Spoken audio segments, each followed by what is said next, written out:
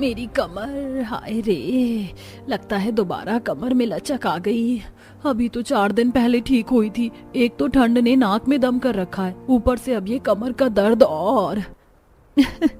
ये क्या हर्षिता, तुम तो बिल्कुल कीचड़ में मेढक की तरह लग रही हो। कैसे फिसली?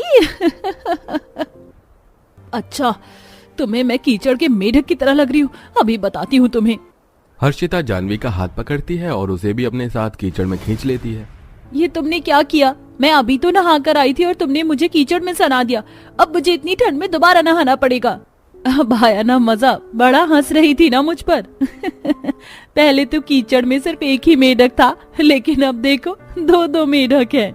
अपने ऊपर बाकी तीनों बहू को यूं हंसता देख जाह्नवी और हर्षिता एक एक कर उन तीनों को भी अपने साथ कीचड़ में सान लेती है और अब पांचों बहुएं कीचड़ में खेलने लगती हैं। मुझे तो अब अपने बचपन की याद आ गई। हम लोग बचपन में इसी तरह कीचड़ में खेला करते थे।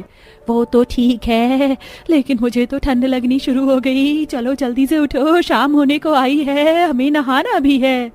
ऐसा क्या कारण था जो ये पांचों बहुएं इस तरह कीचड़ में खेल रही थीं? और क्यों उनके आंगन में इतना सारा कीचड़ था? क्या इन सभी बहुओं को ये कीचड़ इतना पसंद था? कोई और कारण था या फिर? इसे जानने के लिए कहानी में आगे बढ़ते हैं। अरे मेघा, जरा वो बर्तन लेकर आओ ना। देखो यहाँ से पानी कितना टपक रहा है। वैसे पूरे घर में गीली गीली मिट्टी फैल गई है। मैं तो पहले से ही इन गीली मिट्टी को साफ कर रही हूँ। देखो थोड़ी देर पहले तो पोछा लगाया था। पूरा फर्श कितना गंदा हो गया है। इस मिट्टी के घर ने नाक में दम करके रख दिया है।